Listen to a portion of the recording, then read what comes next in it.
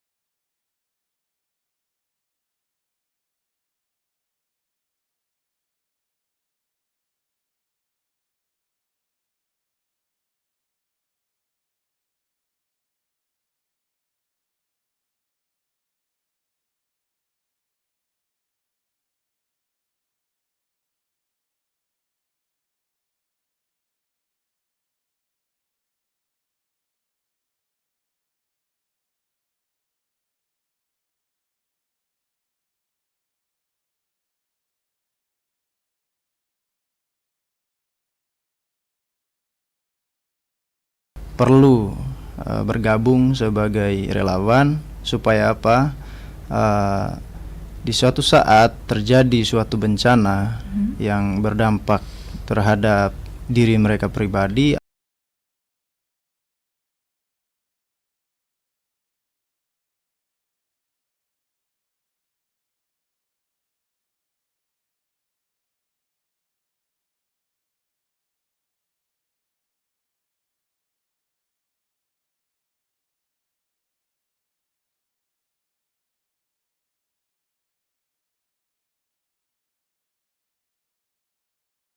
tanggap bencana.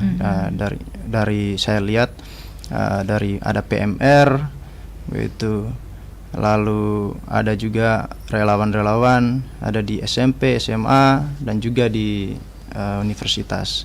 Itu baik sekali saya lihat program-program yang ada.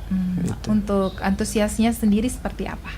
Nah ini yang penting, antusias dari orang-orangnya gitu. Tapi kalau saya lihat semangat remaja sekarang itu ada perkembangan bahwa kalau di SMP, SMA itu antusias mereka baik untuk yang penting, yang paling utama itu adalah program apa yang dicanangkan itu. Mereka tertarik apa gimana? Itu dari saya. Kalau dari Kak Desi mungkin?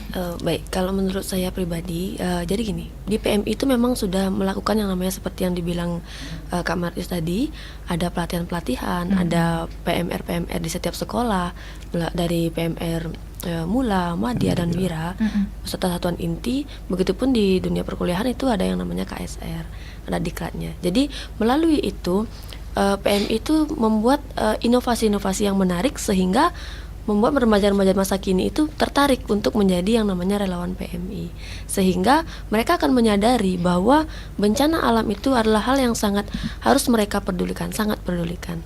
Seperti itu. Oke, kalau kita bicara soal kesiapan, ini kan bukan cuma soal fisik ya, tapi kalau menurut kalian seberapa penting kesiapan mental dari remaja itu sendiri saat menghadapi bencana? Oke, kalau menurut saya pribadi ya itu sangat penting. Karena apa? Kalau kita sendiri tidak menjadi mental yang tangguh atau mental yang siap, itu kita akan pada saat mengalami bencana, itu akan terjadi yang namanya panik. Jadi ketika kita sudah sangat siap dengan pengalaman-pengalaman atau mungkin teori-teori yang kita dapat, sehingga remaja-remaja itu akan siap menanggapi bagaimana caranya mengevakuasi pada saat terjadi bencana tersebut.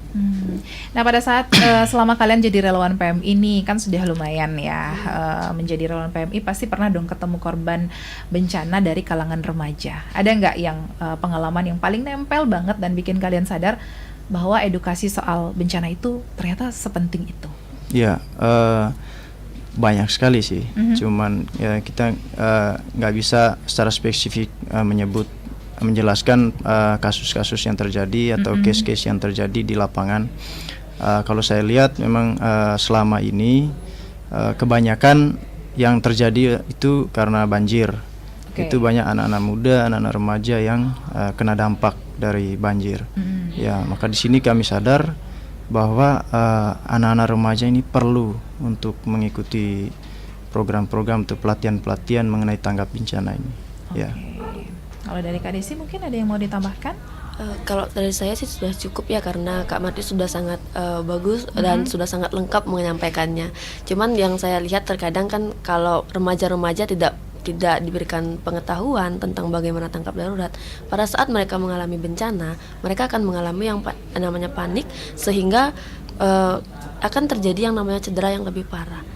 Nah, jadi pentingnya itu mereka harus mengetahui mungkin dari media sosial ilmu-ilmu yang benar-benar berguna buat mereka. Oke, banyak mungkin yang berpikir juga ya teman Pro 2, jadi relawan itu harus nunggu dewasa dulu, harus punya skill dulu mungkin. Padahal remaja sebenarnya bisa terlibat. Nah, sebenarnya peran paling realistis yang bisa dilakukan remaja itu apa sih, Kakak? Yang pertama adalah mereka harus memiliki kesadaran dan rasa peduli. Karena dengan rasa sadar dan rasa peduli, mereka akan bisa yang namanya setidaknya untuk peran remaja itu, setidaknya mereka mampu menenangkan yang namanya situasi pada saat terjadi bencana itu. Seperti itu. Oke, mau ditambahkan? Cukup, oke. Ya. Wah, menarik banget ya teman Pro 2. Ternyata jadi tanggap bencana itu bukan cuman soal kuat secara fisik, tapi juga soal cara kita berpikir, pola pikir gitu ya, dan cara kita merespon situasinya seperti apa. Dan yang paling relate ternyata remaja juga punya peran yang besar, bukan cuman jadi penonton atau korban. Nah, nanti kita bakal balik lagi, jangan kemana-mana, dengerin terus obrolan pada hari ini.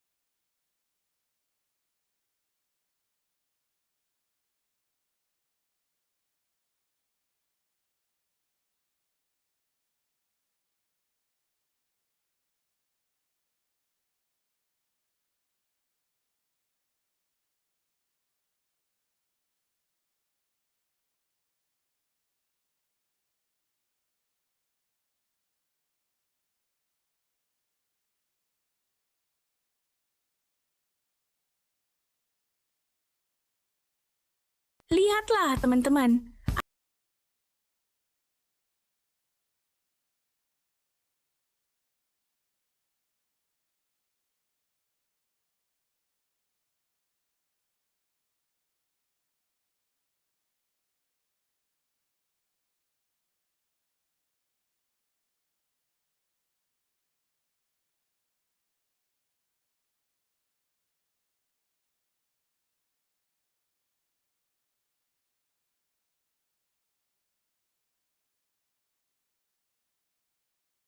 juga di live YouTube RRI Singaraja Official. Tadi kita udah bahas soal realita kesiapan remaja untuk menghadapi bencana, dan aku pengen tahu juga kan tentang tantangannya seperti apa, solusinya juga seperti apa. Karena jujur aja teman Pro 2, edukasi soal bencana itu sering banget kalah sama konten-konten hiburan di media sosial ya.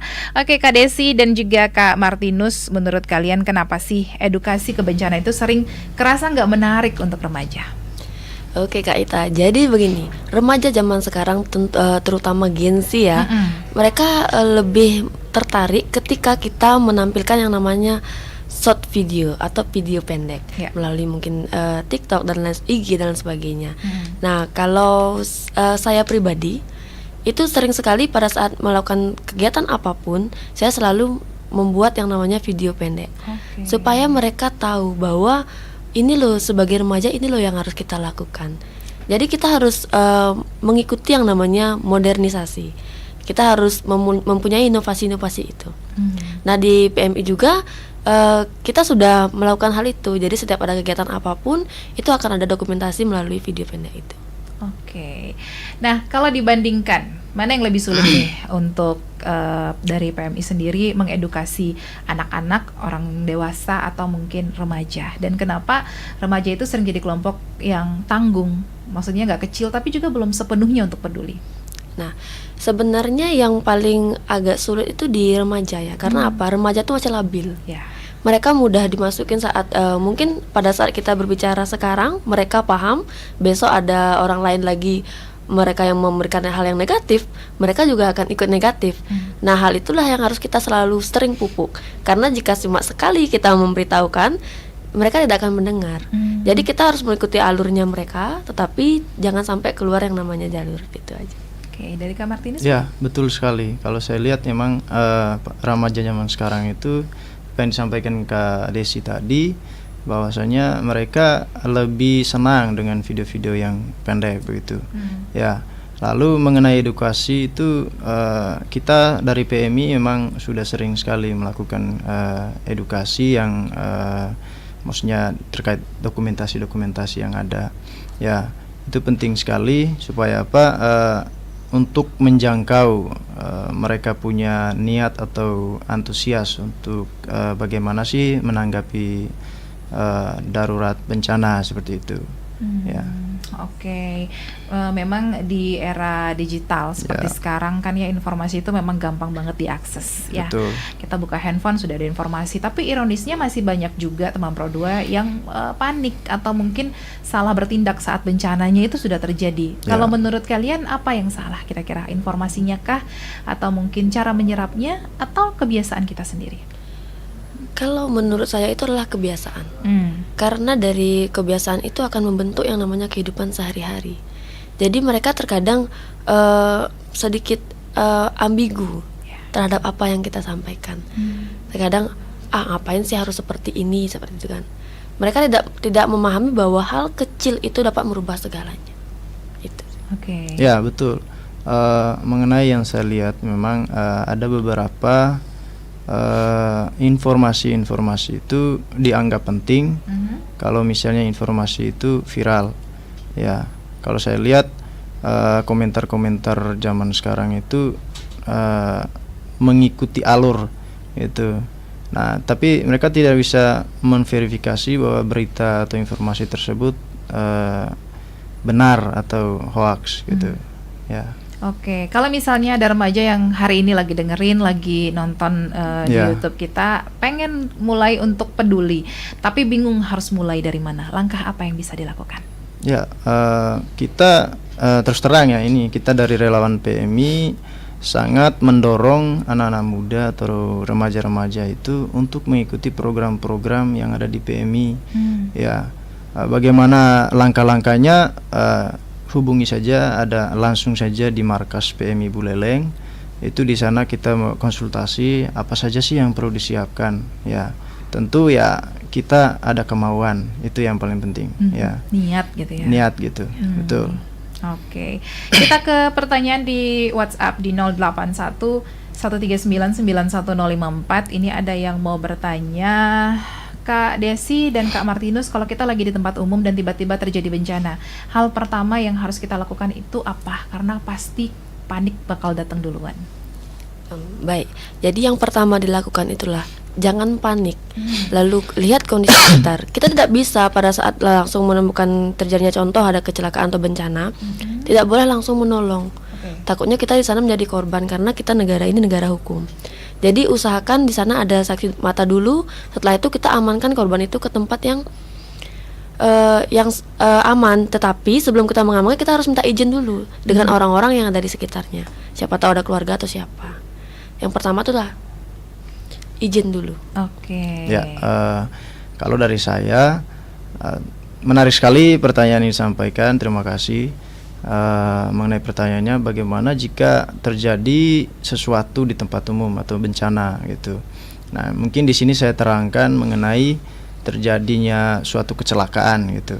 Nah, kalau dari saya itu, kalau misalnya dari segi kita sebagai awam terhadap segala hal yang terjadi di lapangan, yang terjadi misalnya ada bencana atau ada kecelakaan,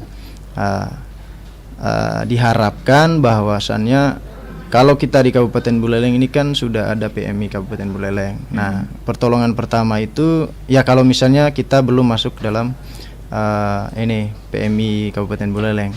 Tapi kalau sudah, kita langsung saja menghubungi Kabupaten Buleleng untuk pertolongan pertama. Itu pertama. Kalau misalnya remaja-remaja sudah mengetahui, sudah paham, disarankan agar memastikan dulu kita telepon polisi, instansi-instansi agar diamankan.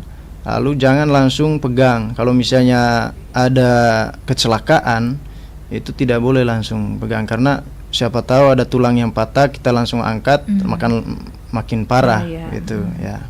Itu Oke. saran saya. Ini agak sedikit nyambung. Kalau misalnya kita ikut organisasi seperti PMI itu wajib kalau kita mau belajar tanggap bencana kah atau mungkin ada cara lain, Kak?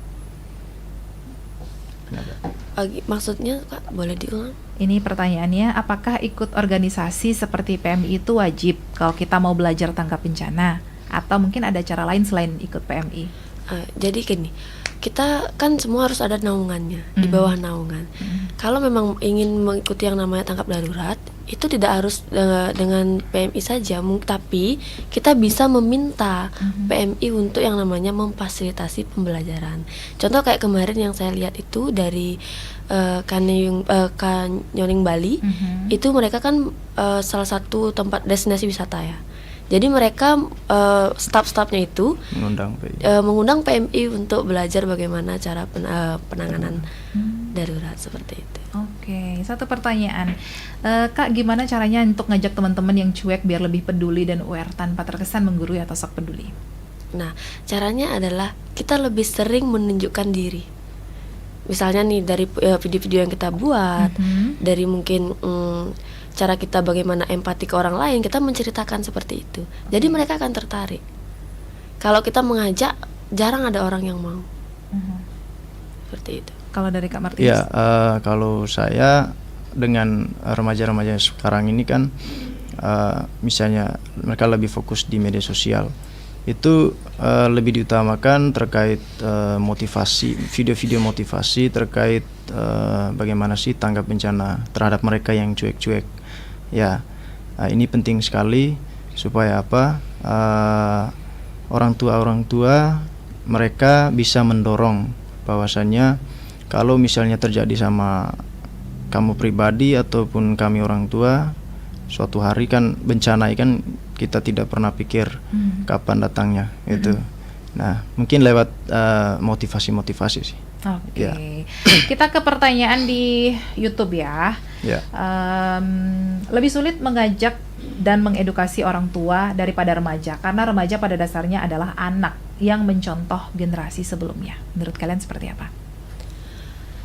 Kalau orang tua, biasanya mereka lebih susahnya itu karena mungkin dari fisiknya mereka yang sulit. Tapi dari kalau kita terus-terusan memupuk, sebenarnya dia lebih mudah memahami. Cuman mereka kendalanya di fisik saja. Karena sudah tua. Kan dari bahasa tadi tua. Iya. Gitu. Betul sekali. Terkait pertanyaan ini, ada saya kasih contoh, ada relawan-relawan yang pernah mengikuti pelatihan, tapi fisik mereka ini nggak mumpun untuk mengikuti pelatihan, misalnya kalau pelatihan relawan gitu, KSR. Di sini kalau misalnya mereka benar-benar tidak siap, itu paling tidak apa yang mereka dapat itu bisa dianggap bermanfaat. Ketika misalnya mereka mau ikut kegiatan pelatihan seperti itu, tapi fisik mereka tidak bagus, ya. Nah, di sini kita perlu mendekati, kayak saya pribadi, karena saya pernah pengalaman menjadi ketua KSR di kampus, saya langsung menghubungi orang tua bahwa memang ini penting sekali kita atau remaja-remaja mengikuti. Tapi karena kendala fisik dari anak ibu, ya sudah. Tapi paling tidak anak ibu atau relawan pemuda zaman sekarang ini mengetahui manfaatnya mengikuti pelatihan ini, sehingga kalau misalnya kedepannya mereka mendidik atau membimbing adik-adiknya itu bisa mengarahkan ke sana gitu. Oke, terima kasih untuk jawaban dari beberapa pertanyaan yang sudah masuk. Yang terakhir nih yang aku pengen tahu dari Kak Desi dan Kak Martinus, mungkin kalian bisa titip pesan ke semua remaja di luar sana tentang bencana dan kepedulian. Apa yang benar-benar ingin kalian sampaikan? Untuk remaja-remaja masa kini ya, remaja sekarang, jadilah remaja yang tangguh dengan cara merubah pola pikir.